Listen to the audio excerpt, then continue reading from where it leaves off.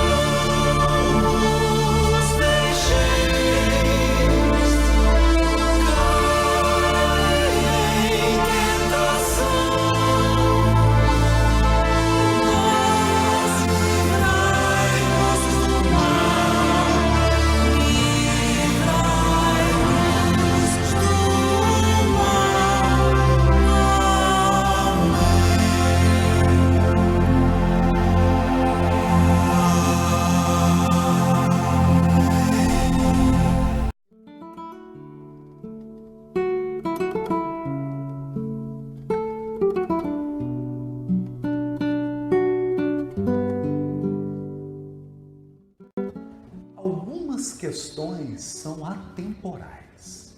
Elas não têm cor,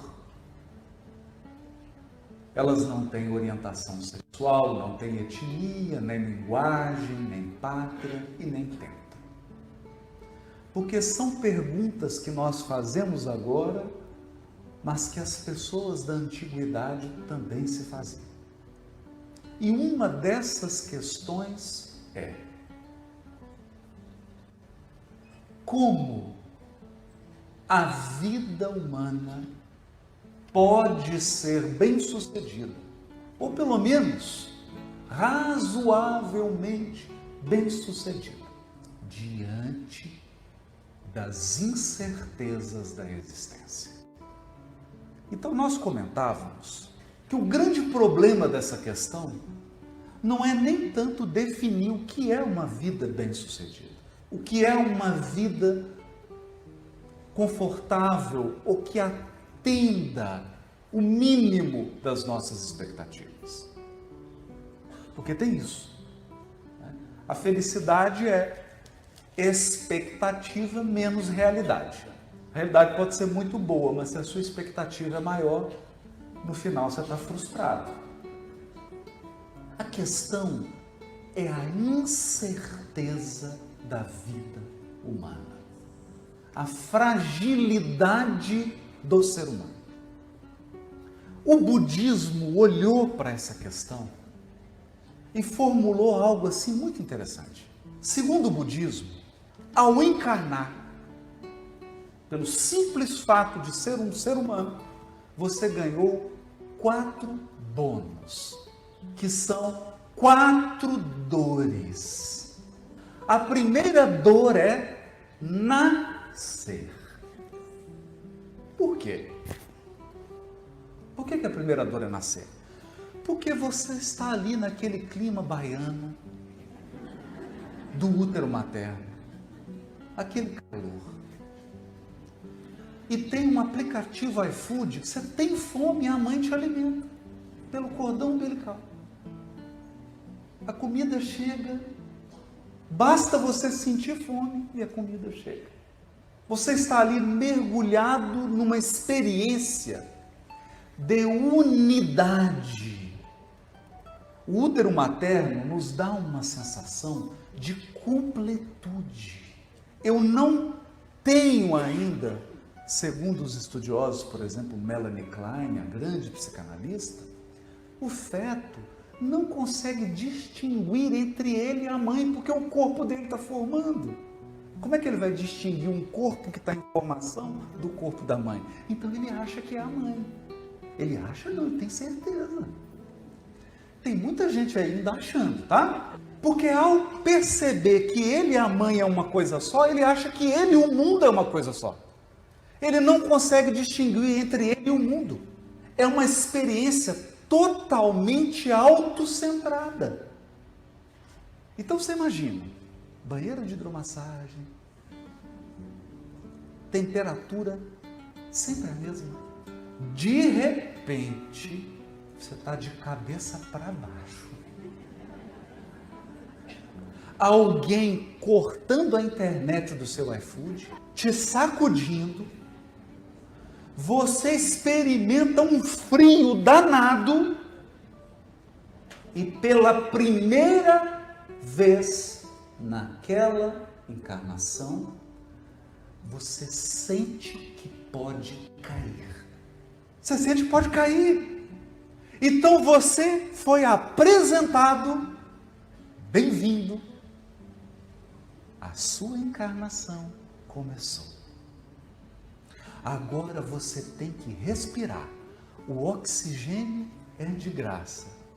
Nascer é a absoluta exposição à primeira fragilidade humana.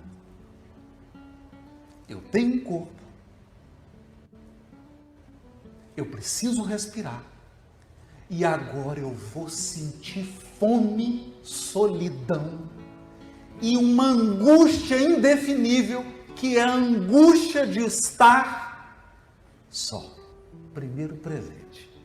Tem mais 3. Segundo presente. Quando você dá a primeira respiração, você já começou a envelhecer. Terceira dor. O corpo é frágil, então vai adoecer. E hoje nós vivemos essa angústia, porque ninguém quer envelhecer. E ninguém quer adoecer. E o presentinho surpresa, para todos aqui receberam. Morte. Esses 4 elementos que não são de Aristóteles dão a condição do encarnado. O budismo chama de 4 dores, os espíritos, no livro dos espíritos, chamam de vicissitudes da vida corporal. Haroldo, mas eu não tenho karma. Vai morrer. Mesmo assim. Você vai morrer. Mas eu não tenho karma. Encarnou? Você vai desencarnar. Está no pacote, está incluído.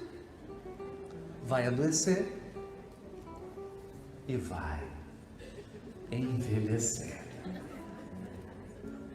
Vicissitudes da vida corporal. Essas são as 4 básicas. Mas o pacote não para por aí. Os Espíritos dizem assim de uma forma bonita no Evangelho segundo o Espiritismo. São pequenas alfinetadas que acabam por ferir. Ao lado dessas 4 dores, todo encarnado tem uma angústia que ele não sabe definir. A angústia da fragilidade, de não ter controle. Essa condição humana foi traduzida na Bíblia hebraica, no Velho Testamento, com uma palavra. Umazinha. A palavra que equivocadamente é traduzida para o português por alma. Porque traduzir por alma não dá conta da amplitude dessa palavra. Nefesh em hebraico é garganta. E Kardec definiu bem. A alma é o espírito encarnado. A alma é o espírito com 4 presentes na mão: nascimento, morte, envelhecimento e doença. Mais uns outros lacinhos, mais umas coisinhas que eu não vou falar para não quero desanimar ninguém, né? Também ficar só dando notícia ruim. Esse é o espírito. O espírito nessa condição é a alma, que os hebreus chamam de garganta. Por que uma garganta? Pensa agora, imagina aí um ninho bonitinho, maravilhoso, todo bonitinho, todo bonito como esse aqui. A mãezinha pintacilga com a comidinha no biquinho, chega no ninho e tem os seus filhinhos, coisinhas lindas, filhotinhos, com o biquinho desse tamanho aberto. 4. E ela tem uma comidinha e 4 boquinhas lindas, porque não fica assim, fica assim. Essa goela aberta é o espírito encarnado. Bem-vindo ao mundo dos encarnados. Fome permanente e regular. Você come e tem fome. Você bebe e tem sede. E tem sede. E tem sede. E tem sede. Tem alguém aí com alguma água para eu beber agora para nunca mais ter sede? Não. Tem algum creme aí para eu não envelhecer? Perceberam? Então a nossa goelinha está sempre aberta. As necessidades do encarnado são insaciáveis por definição. Isso gera uma angústia. E o que está acontecendo? Nós não estamos sabendo lidar com essa angústia. A angústia de estar encarnado. E nefesh, a garganta. Perceberam? Mas deixa eu te dizer uma coisa. Nós só temos um planeta. Não importa o sistema econômico que você acredita, não importa o sistema político que você acredita, não interessa. Nós só temos um planeta. Então não tem como um ditador baixar um decreto assim: esse ano eu vou criar mais 30 rios no planeta Terra. Tem? Tem. O número de rios do planeta é limitado. O território do planeta Terra é limitado. Os recursos do planeta são limitados. Mas nós temos 8 bilhões de goelinhas abertas. E você, meu amigo, você pode alimentar essa boquinha que ela não fecha nunca. Não fecha nunca.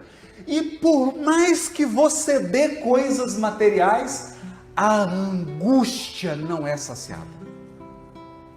A dor não é saciada. A tristeza e a fragilidade de estar encarnado não é resolvida. Não é. E nós precisamos entender isso para a gente não cair em promessas fantasiosas.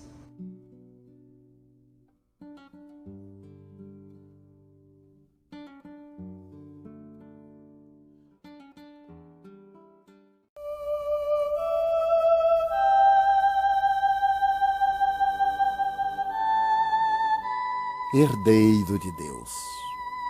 Considerando-se a tua ascendência divina, já te deste conta de que és herdeiro de Deus?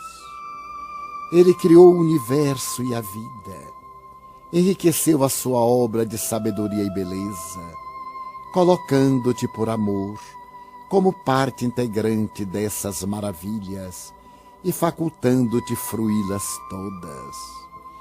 Por direito natural possuis tudo que é dele, bastando somente que desenvolvas os dons em ti latentes, a fim de que possas desfrutar de toda essa opulência e grandeza. Amado por Deus, és também herdeiro das ideias sublimes que te proporcionam conquistar espaços, penetrar o mecanismo da vida e decifrar os enigmas desafiadores que te aguardam.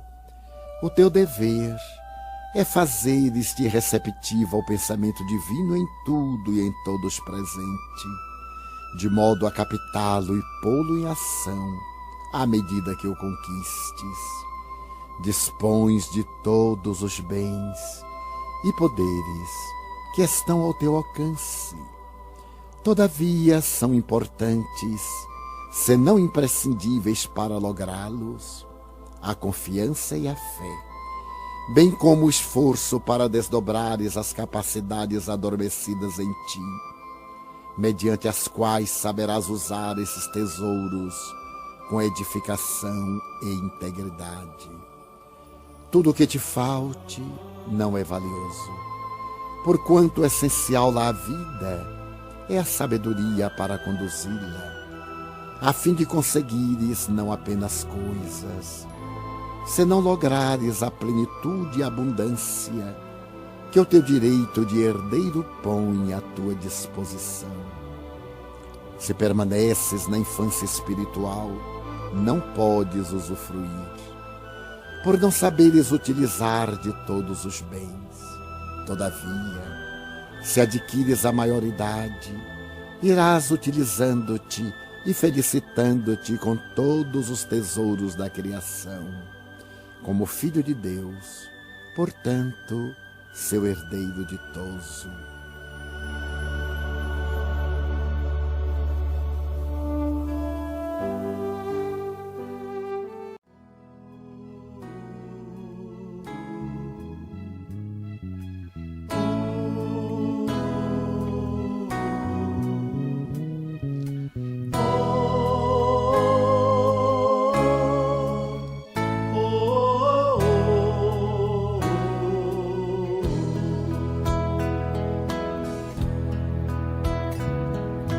Eu voltei,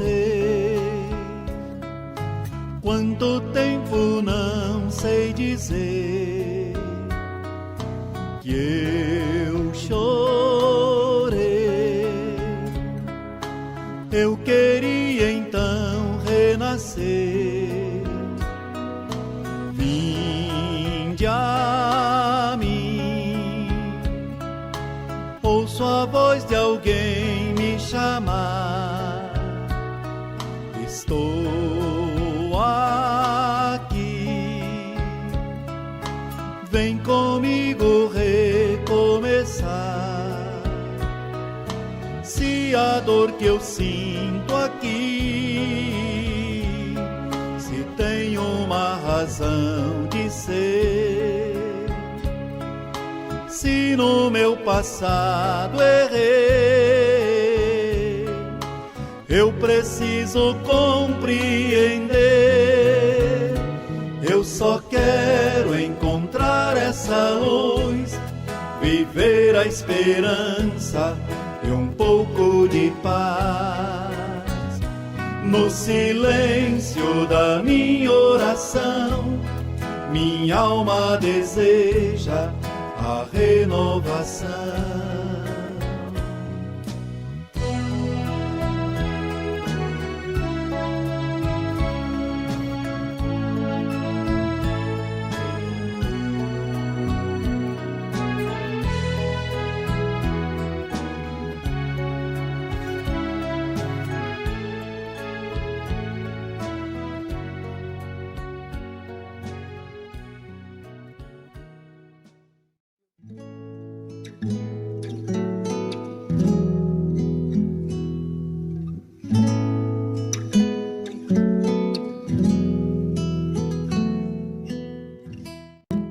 Então as questões vão assumindo, porque quando nós nos perguntamos como a vida pode ser bem-sucedida diante da incerteza humana.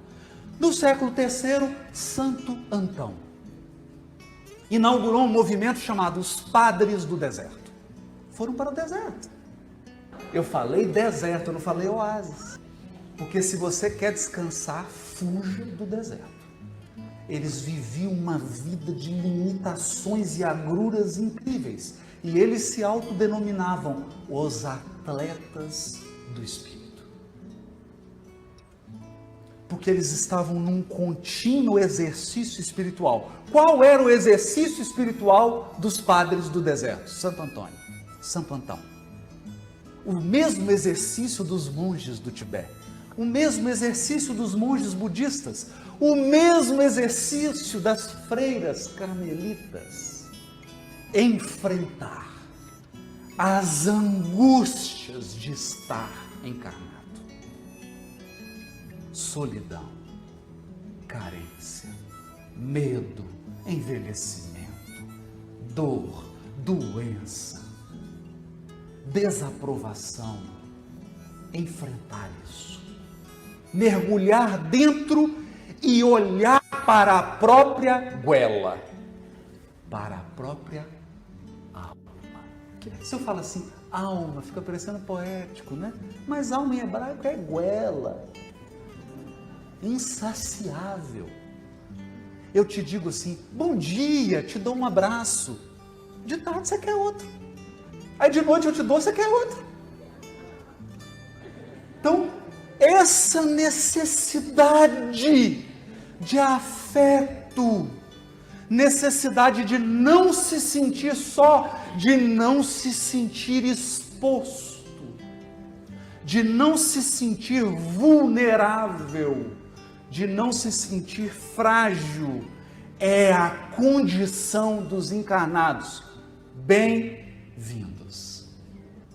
E não há como, com artifícios externos, resolver isso.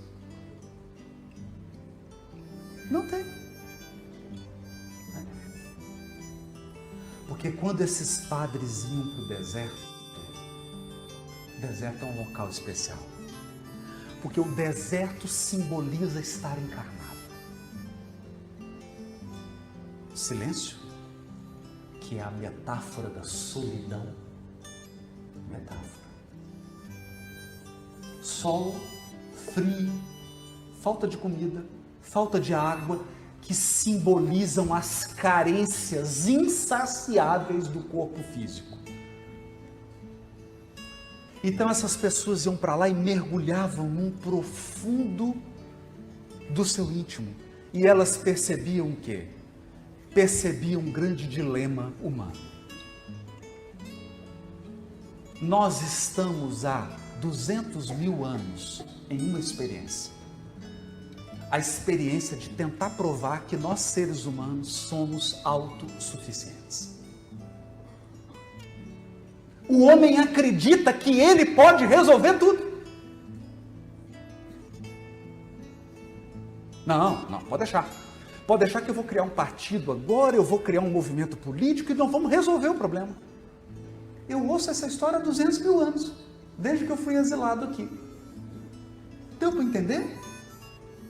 Porque o outro aspecto dessa experiência é a complementação. Por isso que eu pedi para o André falar primeiro como foi na segunda. O outro é, não, você não é autossuficiente. E aí nós vamos falar do encontro com Deus. Aí nós vamos falar da justiça divina. Aí nós vamos falar de algo que está por detrás do detrás. Por detrás do detrás.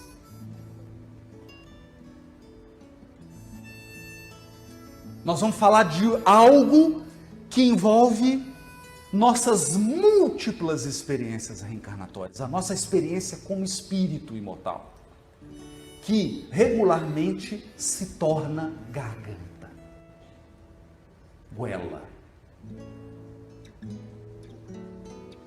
que vive as vicissitudes da vida corporal.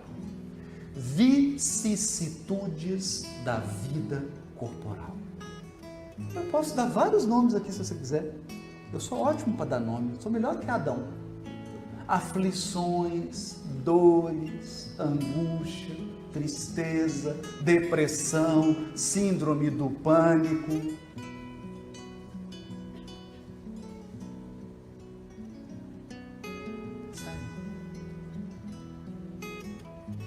Isso tudo deságua numa questão, para terminar, que é a questão que está no livro Consolador de Emmanuel, que ele diz assim, ó, questão 55, a desigualdade verificada entre as classes sociais no universo dos bens terrenos,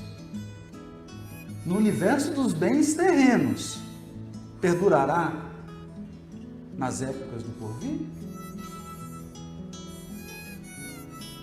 Aí ele responde, a desigualdade social é o mais elevado testemunho da verdade da reencarnação, mediante a qual cada espírito tem sua posição definida de regeneração e resgate. Posição definida de regeneração e resgate. Nesse caso, considerando que a pobreza, a miséria, a guerra, a ignorância, como outras calamidades coletivas, são enfermidades do organismo social. Enfermidades. Eu vou ler de novo. Pobreza, miséria, guerra e ignorância é doença.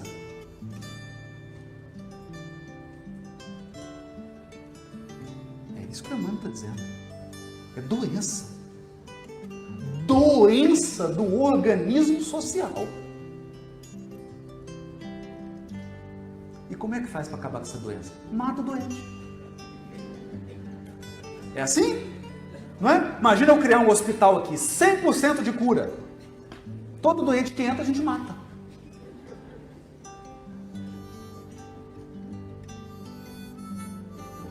Então eu pego o organismo social e pergunto assim, qual que é a doença dele? Carrapato, mata a vaca. Acabou o carrapato. É isso? É essa a proposta? É essa a proposta? É essa a proposta do Espiritismo? Vamos acabar com a guerra. Como? Fazendo guerra.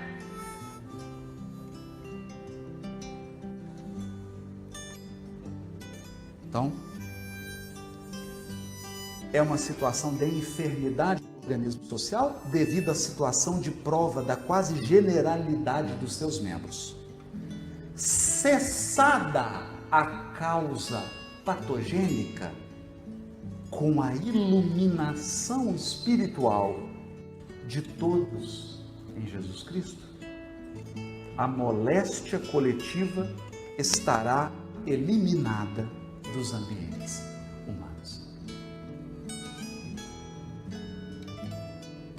Porque o ser humano iluminado não precisa de pobreza, não precisa de miséria, não precisa de guerra e não precisa de ignorância. O ser humano iluminado. Então, nosso grande trabalho, a nossa grande frente é iluminação do ser humano, porque do contrário, não adianta. Você pode fazer tudo o que você quiser fazer, que você não sacia essa goela. Eu lembro de um grande psiquiatra que foi falar no Tribunal de Justiça, eu estava mediando, e a pessoa na plateia fez uma pergunta, doutor Roberto, como que faz para ter segurança? Ele pegou o microfone e falou assim, não existe segurança. Foi o que eu acabei de te dizer. Ele falou, vou te dizer por quê. Eu atendo no meu consultório, chega uma pessoa e fala, doutor, eu estou muito insegura, porque eu estou no cheque especial, não consigo pagar minhas contas. Aí conversa. Próximo, aí entra outra pessoa. Eu estou muito inseguro. Que essa variação de taxa Selic, de bolsa, estou preocupado com a minha aplicação de 10 milhões de reais. Percebeu? E isso não tem fim. Não tem fim. Porque não adianta você dar algo material para matar essa angústia do ser encarnado. E essa é a grande metáfora do diálogo de Jesus com a mulher samaritana. Porque o diálogo de Jesus com a mulher samaritana é como se Jesus voltasse no tempo e falasse olhando nos olhos de Eva.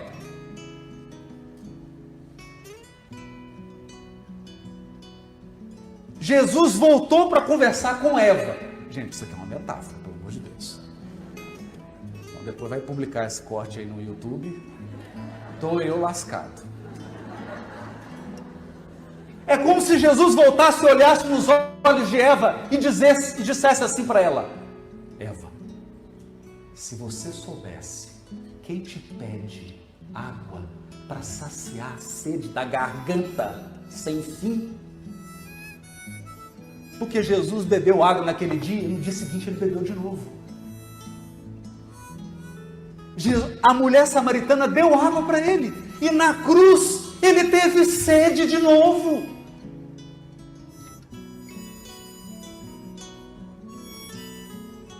Então ele disse para ela: se você soubesse quem está te pedindo água material, você pediria água para mim. Porque eu tenho a água viva.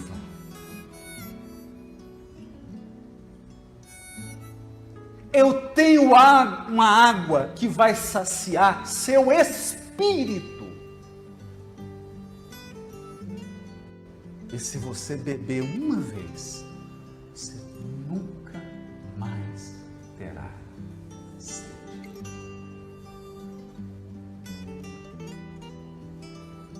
Então, Cristo na cruz terminou o diálogo com a mulher samaritana. Porque na cruz ele voltou a pedir água. Porque o corpo dele tinha sede. Ele estava todo arrebentado, ele estava prestes a receber o quarto presente do encarnado, que é a morte. Mas ele não tinha sede na alma. Ele disse assim: Pai, perdoa-lhes, eles não sabem o que fazem.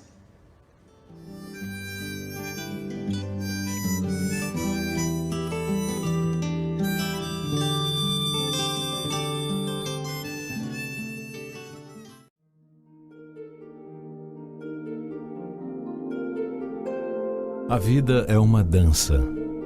Quando uma porta se fecha, outra se abre. Quando um caminho termina, outro começa. Nada é estático no universo. Tudo se move sem parar e tudo se transforma sempre para melhor. Habitue-se a pensar desta forma. Tudo que chega é bom, tudo que parte também. É a dança da vida. Dance-a da forma como ela se apresentar, sem apego ou resistência. Não se apavore com as doenças. Elas são despertadores, têm a missão de nos acordar. De outra forma, permaneceríamos distraídos com as seduções do mundo material, esquecidos do que viemos fazer neste planeta. O universo nos mandou aqui para coisas mais importantes do que comer, dormir, pagar contas. Viemos para realizar o divino em nós. Toda inércia é um desserviço à obra divina. Há um mundo a ser transformado. Seu papel é contribuir para deixá-lo melhor do que você o encontrou. Recursos para isso você tem, só falta a vontade de servir a Deus servindo aos homens. Não diga que as pessoas são difíceis e que convivência entre seres humanos é impossível. Todos estão se esforçando para cumprir bem a missão que lhes foi confiada. Se você já anda mais firme, tenha paciência com seus companheiros de jornada. Embora os caminhos sejam diferentes, estamos todos seguindo na mesma direção, em busca da mesma luz. E sempre que a impaciência ameaçar a sua boa vontade com o caminhar de um semelhante, faça o exercício da compaixão. Ele vai ajudá-lo a perceber que, na verdade, ninguém está atrapalhando o seu caminho, nem querendo lhe fazer nenhum mal. Está apenas tentando ser feliz, assim como você. Quando nos colocamos no lugar do outro, algo muito mágico acontece dentro de nós. O coração se abre, a generosidade se instala dentro dele e nasce a partir daí uma enorme compreensão acerca do propósito maior da existência, que é a prática do amor. Quando olhamos uma pessoa com os olhos do coração, percebemos o parentesco de nossas almas. Somos uma só energia, juntos formamos um imenso tecido de luz. Não existem as distâncias físicas. A física quântica já provou que é tudo uma ilusão. Estamos interligados por fios invisíveis que nos conectam ao Criador da vida. A minha tristeza contamina o bem-estar do meu vizinho, assim como a minha alegria entusiasma alguém do outro lado do mundo. É impossível ferir alguém sem ser ferido também. Lembre-se disso. O exercício diário da compaixão faz de nós seres humanos de primeira classe. André Luiz.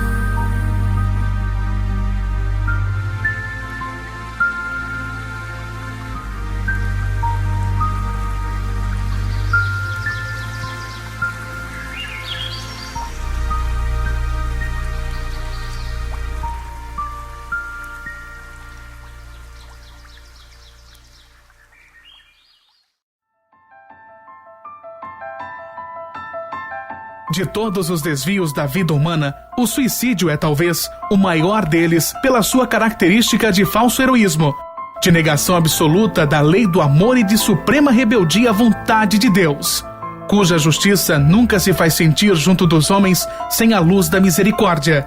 Emmanuel, o Consolador, psicografia de Francisco Xavier. Uma campanha. Grupo Espírita A Caminho da Luz, Biguaçu, Santa Catarina. www.radiofraternidade.com.br. Programa Espírita Conhecendo o Espiritismo e Programa Espírita Luz e Fraternidade.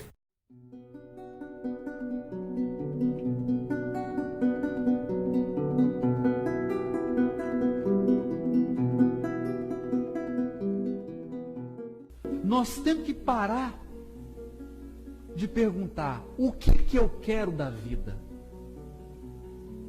O que eu quero da vida? Eu quero ganhar na Mega Sena. Aí eu quero um esposo, quero uma esposa. Eu quero uma casa nova. Eu quero fazer isso. Eu quero mudar isso na minha vida.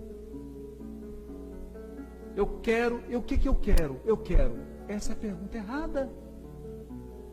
E aí ele vai dizer, é por isso que as pessoas estão sofrendo. Porque a pergunta que elas tinham que fazer é, o que a vida quer de mim?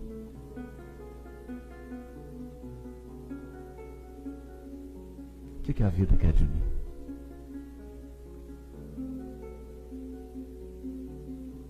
Você está lá no leito do hospital e pergunta, e agora, meu Deus, o que você quer de mim?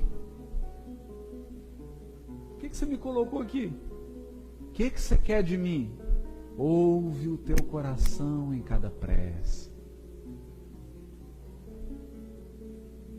Alguns meses antes de desencarnar, Chico Xavier, que detestava o hospital, não gostava de hospital de jeito nenhum, foi internado com pneumonia. E aí, não sei se você se recorda, o repórter da Globo estava lá fazendo uma cobertura e 2 luzes entraram no quarto. Foram perguntar para ele, depois que ele saiu do hospital, quem era? Isso em 2002, pouco antes dele desencarnar. Ele falou, era minha mãe e Emmanuel. Aí a pessoa perguntou, e o que o Emmanuel te disse?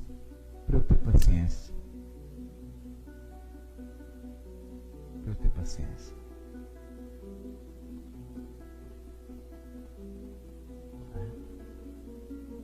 Então a gente vai aprendendo a ler o que a vida quer. Porque você quer caminhar num ritmo, mas a vida pede outro. Você quer uma coisa, mas não está na hora. Você não vai alcançar agora, só vai alcançar depois. Mas a gente quer que a vida ajoelhe na frente da gente. A verdade é essa. A gente quer que a vida ajoelhe e fale assim, sim senhor, sim senhora, o que você quer? Só que a vida não é gênio da lâmpada. Quem dá as cartas é Deus. É Ele que determina. Você pode fazer um plano para mês que vem e desencarnar agora no final de abril. Espero que não, mas pode acontecer. Pode. Você está cheio de planos, não é? Faz uma prece, meu Deus, quero trocar de casa, precisando fazer isso, arrumar um novo emprego. E aí o benfeitor está lá, sim, meu filho, você vai arrumar um novo emprego, pode ficar tranquilo. Você vai gostar, vai mudar de casa. Vai mudar de casa. Vai mudar tudo. Vai mudar tudo. Você vai desencarnar dia 30 de abril.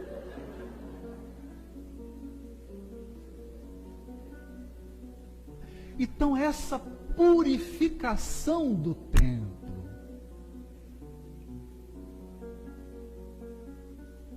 purificação do templo, é quando o Hanan pergunta para Jesus, está lá no capítulo 3 do Boa Nova, você conhece as leis do templo, conhece isso, conhece aquilo? Jesus fala para ele, eu sei qual é a vontade de Deus a meu respeito.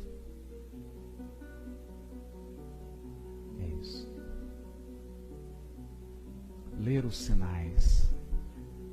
O que é agora? Há uma cena belíssima, num filme belíssimo. Um filme com Tom Hanks chamado O Náufrago. Ele era um homem do correio, vivia correndo como a gente. Correndo, entregando carta, aquela correria, não tem tempo para nada, não é? As pessoas adquirem as coisas, mas não tem tempo para aproveitar. Então aquela correria, aquela vida, aquela loucura. Vai fazer uma viagem, cai o avião, está ele numa ilha deserta. Aí, o que acontece? Você não sabe, você fala assim, eu estou precisando ir ao dentista. Estou precisando ir ao dentista. E não vai, porque você não tem tempo. Era o caso dele. Só que ele caiu na ilha deserta. O que foi acontecer? A dor de dente. Só que lá não tem dentista. Então, teve que arrancar o dente, teve que se adaptar, e ele querendo forçar, querendo fugir, criando situações para sair da ilha. Para fugir. O tempo passou, porque é a gente. A gente encarna, vem aqui com uma programação, todo mundo sabe o que tem que fazer, quais são as etapas, por que veio, o que aguarda, quais são os limões e as pimentas que nós vamos ter que engolir. Todo mundo já está sabendo, foi tudo programado. E chega aqui, a gente fica querendo fugir da ilha, quer sair de qualquer jeito. Então tem um momento no filme que ele se entrega. Ele fala, agora eu vou ver o que o mar vai me trazer. Eu agora estou receptivo. É a atitude de quem purificou o templo interior. E fica receptivo à vida. Vamos ver o que o mar vai trazer. Aí um dia o mar trouxe um pedaço de pau, no dia trouxe um outro, trouxe uma cor. Daqui a pouco ele tinha uma jangada e ele saiu. Depois de anos naquela ilha, ele saiu. E quando ele chega na casa da moça que era noiva dele, e anos numa ilha deserta, e ela pergunta para ele, você quer leite desnatado ou leite normal?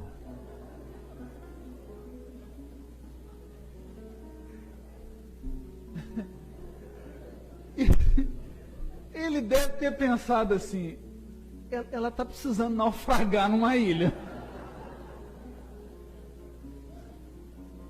O tanto de problema que a gente cria para a vida da gente. Aí ela arruma a cama toda, ele vai e deita no chão, está acostumado a dormir no tempo. Dormir no tempo. É como aquele filósofo grego. Alexandre o Grande chegou para ele e falou assim, diz que eu sou o homem mais sábio do mundo. Ele olhou para Alexandre o Grande, baixou a cabeça, não falou nada. Ele falou, o senhor pode pedir o que o senhor quiser que eu vou te dar. Ele falou assim, posso? Pode. Então, por favor, o senhor dá licença um pouquinho, o senhor está tampando meu sol.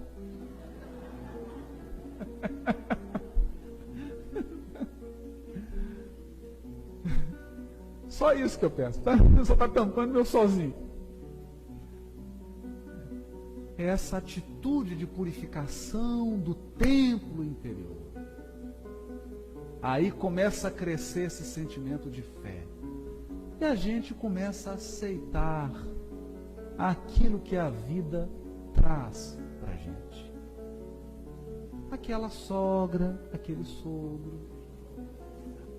Ele começa a entender algo que o Chico entendeu. Quando ele estava com muita dificuldade, e ele pediu para Emmanuel que lhe fizesse um favor. Pedisse aos espíritos superiores um conselho de Maria, mãe de Jesus. Ele não queria do Emmanuel, não Bezerra, não, queria de Maria. Eu quero um recado dela. Não adianta vir com o seu. É dela. Bem, Chico, nós vamos encaminhar o pedido para ela. Encaminhou o pedido. Passou-se um tempo. Emmanuel entra no quarto dele e fala assim: olha, Maria respondeu. Respondeu? Respondeu. Mandou uma frase em resposta às suas perguntas. Meu Deus, qual que é a frase? A frase é a seguinte: isso também passa. Meu Deus, que coisa maravilhosa. Que coisa maravilhosa. E começou a rir, ia ficar alegre. E ficou muito alegre, começou a ficar eufórico. Aí o irmão falou: Chico, calma, porque isso também passa. Então, na verdade, o que a gente espera é que esse templo interior seja purificado e a gente consiga, cada qual na sua luta, cada qual na sua prova, cada um na sua expiação, nas suas dificuldades, cada um na sua alegria, consiga fazer silêncio suficiente para ouvir a voz de Deus dentro. E que nenhum de nós perca o sentido da vida, o propósito da vida. Ninguém vem ao mundo sem um propósito, sem um objetivo. Você é a pessoa mais importante para viver a sua vida. Não tem ninguém mais preparado para viver a sua vida do que você. Que Jesus nos abençoe e que o templo seja purificado. Muito bem. Agradeçamos a Deus. Necessário conservar o coração agradecido a Deus para que as aflições não nos deteriorem os sentimentos. Para isso, é forçoso procurar o lado melhor das coisas e ocorrências, a outra face das pessoas e circunstâncias. Em muitos episódios da nossa caminhada na Terra, porque a provação nos visite, afundamo-nos em desânimo. Todavia, e nos apercebendo com segurança quanto à significação disso, compreendemos para logo que a provação é a alavanca psicológica, sem a qual não solucionaríamos as dificuldades alheias. Certas afeições do mundo nos abandonam em caminho, amarfanhando-nos no espírito. No entanto, que seria de nós se determinados laços possessivos nos detivessem o coração indefinidamente? Empeços materiais persistem conosco por tempo enorme. Contudo, acabamos notando que sem eles, quase sempre, ser-nos-ia impraticável a consolidação do equilíbrio espiritual. A decepção trazida por um amigo é razão para grande sofrimento. Entretanto, a pouco e pouco, reconhecemos que a decepção no fundo não existe, de vez que a ruptura de certas relações se traduz por transitório desnível, através do qual se rompem hoje tarefas abraçadas em comum para se refazerem de futuro em novas condições de harmonia e de rendimento no bem de todos. O bisturi do cirurgião é suscetível de inquietar-nos a vida, mas retira de nós aquilo que pode induzir-nos à morte prematura. Saibamos agradecer ao Senhor os dons de que fomos aquinhoados. Dor é aviso, obstáculo é medida de resistência, desilusão é reajuste, contratempo é lição. Se sabemos aceitá-los, transformam-se-nos sempre em dispositivos para a obtenção da felicidade maior. Isso ocorre porque, na maioria das ocasiões, os desapontamentos nada mais são que oportunidades, a fim de que as nossas emoções se façam respostas na órbita de nossos deveres, ou para que os nossos raciocínios se recoloquem na direção de Deus.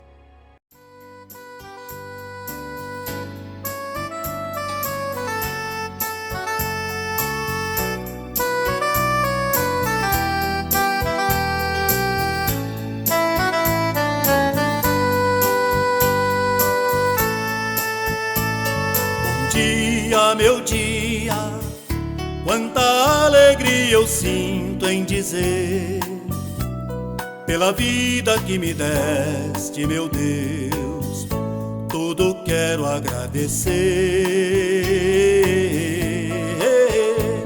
Bom dia, meu dia, obrigado pela paz, pelo amor, pela crença que eu tenho, pela fé. Obrigado, meu Senhor.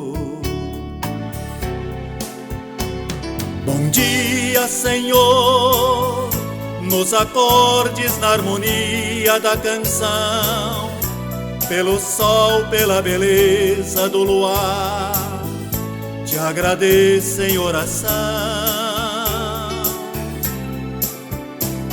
Bom dia, meu dia, obrigado pelas flores, pelo mar e por toda a natureza que nos dá a alegria para amar.